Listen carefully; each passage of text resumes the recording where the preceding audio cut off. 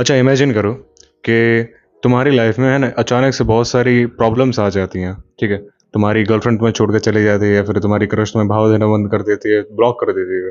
ठीक है, तुम्हारे पेरेंट्स तुम्हें ताना मार रहे हैं, तुम्हारी जॉब नहीं लग रही है, तुम्हारा करियर दांव पर है, और वॉट नॉट। ठीक है, बहुत सारी चीज़ें चल रही हैं तुम्हारी लाइफ में, बहुत सारी चीज़ें, financial crisis, emotional crisis, physical crisis, हर चीज़ चल रही है। अब ऐसे में कोई बच्चा आता है और तुम्हें इरिटेट करने लगता है, क्या मन करेगा तुम्हारा करके? What the hell are you doing? Larry! Larry, you can't just. Oh, Larry! Oh, are you alright? How did... Larry! एक मारो, राइट, पाट करके। बट द थिंग इज, अगर तुमने कर दिया तो उसकी मम्मी तुमसे लड़ने आएंगे तो एक और प्रॉब्लम शुरू हो जाएगी, और उस कॉन्सिक्वेंसेस को तुम सोच नहीं पाते।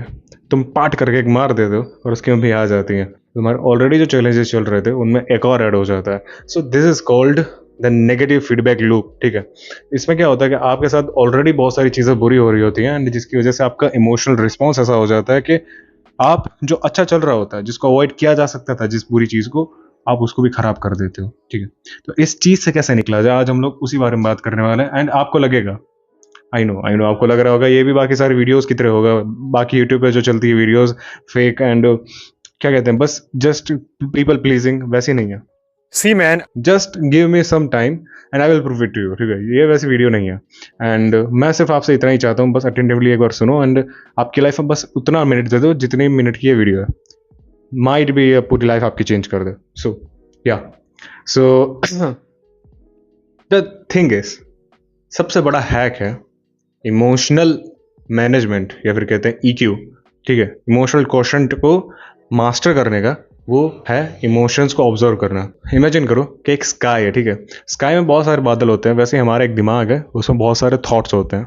अब जैसे ही हम किसी थॉट को पकड़ लेते हैं, होल्ड कर लेते हैं, ठीक है, वो अपने आप हमारी बॉडी में एक्शन के रूप में कन्वर्ट हो जाता है।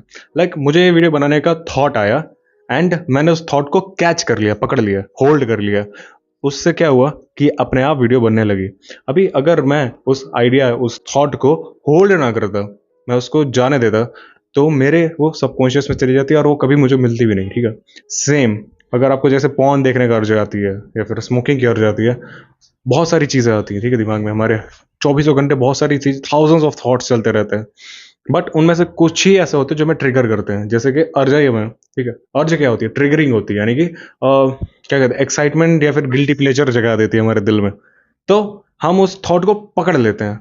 लाइक मुझे पॉन देखनी कर जाए, पकड़ लिया मैंने, यार मुझे बहुत ही मन नहीं लग रहा है, डिप्रेसिंग फील हो रहा है, बोरिंग लग रहा है, यार मेरे जीवन में बहुत तनाव है, चलो थोड़ा सा पॉन देख लेता हूँ। क्या होगा उससे? मेरा मन रिलैक्स हो जाएगा।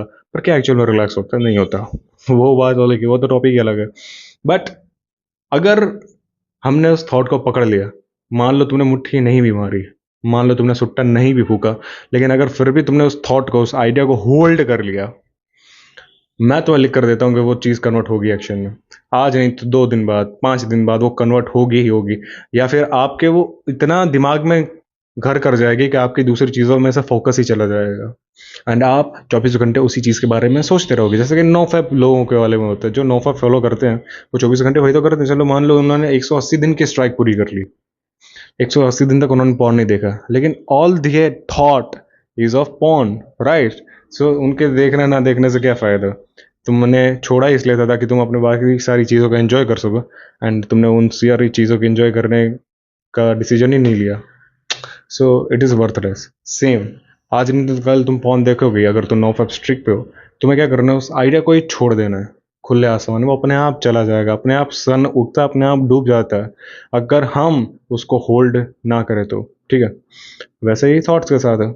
अब तुम कहोगे यार सुनने में तो बहुत ही बेहतर लग रहा है, पर इसको इम्प्लीमेंट कैसे किया जाए, इमोशंस को ऑब्जर्व कैसे किया जाए, राइट? क्योंकि इमोशंस है, ये कोई लड़की तो है नहीं जिसको हम ऑब्जर्व करें, जिसको हम स्टॉक करें। तो मैं तुम्हें बताता हूँ कैसे तुम अपने इमोशंस को ऑब्जर्व कर सकते हो। जस्ट सिंपली इमेजिन करो कि एक पर्सन है, तुम उसको कैसे ऑब्जर्व करोगे?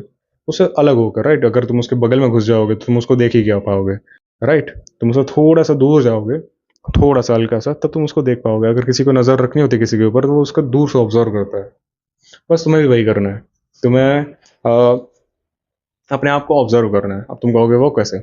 मान लो मुझे गुस्सा आया, ठीक है, बच्चा मुझे परेशान कर रहा है, मुझे गुस्सा आया क्योंकि मैं तो उसकी मम्मी को देख रहा था। तो मैं क्या करूँगा, मैं अपने आप को as a third person imagine करूँगा, ठीक है, एंड सोचूंगा कि यार ये तो कितना कमीना इंसान है, एक तो ताड़ रहा है, ऊपर से इस बच्चे पर गुस्सा भी उतारने वाला है। तो तुम अपने आप लॉजिकल थिंकिंग में आ जाओगे, अपने आप अपने बबल से बाहर आ जाओगे, अपने आप अपने अर्जेस को कंट्रोल कर लोगे। अगर तुम्हें पॉन देखने की अर्ज आ रही है, ठीक है, तुम एक बंद कमरे में हो एंड लेटे हो, तुम अपने पीपी को बस टच करने ही वाले हो, तब तुम सोचो what if I am just observer. मैं अगर बाहर जाऊं अपनी बॉडी से और मैं इस क्रीचर को देख रहा हूं जो बस एक कोई सा डिवाइस लेकर बस अपने हाथों को अपने ही पीपी से मिला रहा है। मतलब ये क्या गे है क्या? ये क्या डिस्गस्टिंग चीज कर रहा है यार। इसके लाइफ में कोई गोल एम्बिशियस नहीं जिसके ऊपर ये काम कर सके। इसकी इतनी औकात नहीं क्या एक लड़की पटा सके? इतनी औकात नहीं जो इसके मतलब घटिया से घटिया पूर्वजों ने पटा के रखी थी, वो इसकी इतनी भी औकात नहीं है क्या? शायद ये कमजोर है, शायद ये बुद्धू है, शायद ये बेवकूफ है, ठीक है। जब तुम ये सारी चीज़ें सोचने लगोगे, तुम्हारी अपने आप लॉजिकल थिंकिंग कह लो या फिर रैशनल थिंकिंग कह लो जाग जाएगी, एंड तब तुम अपने आप अपने इमोशंस को काबू कर लोगे। So this is how you control your self, ठीक है। अब तुम कहोगे कि यार ये तो बहुत ही टफ होगा ना, मतलब हर बार ऐसा सोचना तो मतलब कौन सी स्थितियाँ चाहिए होंगी, कौन से कितने मेडिटेशन करना पड़ेगा ना। नहीं ज़रूरत है, तुम्हें कोई भी सिद्धि की ज़रूरत नहीं है, तुम्हें कोई भी मेडिटेशन की ज़रूरत नहीं है। What you need is just intention and practice, this is it. अगर तुम प्रैक्टिस करते हो, जैसे कि मैं अभी 3-4 दिन से अगर मैं प्रैक्टिस कर रहा हूँ, ठीक है, मैं सिर्फ 5 मिनट बैठ जाता हूँ कहीं भी जाके अकेला, एंड मैं ऑब्जर्व करता हूँ अच्छा मैंने क्या क्या किया आज के दिन में, मैंने स्टूपिड क्या किया, और एज अ थर्ड पर्सन में इमेजिन करता हूँ कि अच्छा मैंने ये चीज़ किया, मैं ये चीज़ चेंज कर सकता था। तो अगली बार जब वो चीज़ आती है मेरे सामने, सीरियसली मुझे उसके आफ्टर इफेक्ट्स दिखते हैं, क्योंकि मैंने सोचा था उसके बारे में, ठीक है।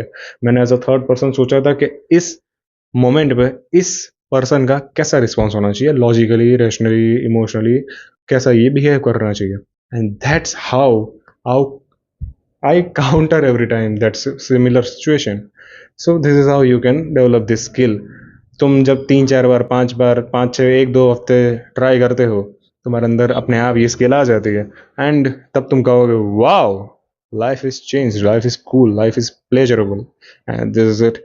Control your emotions, don't ruin your life, and please please किसी भी बच्चे की माँ को मत ताड़ो, लड़की जाके पटाओ। बाय।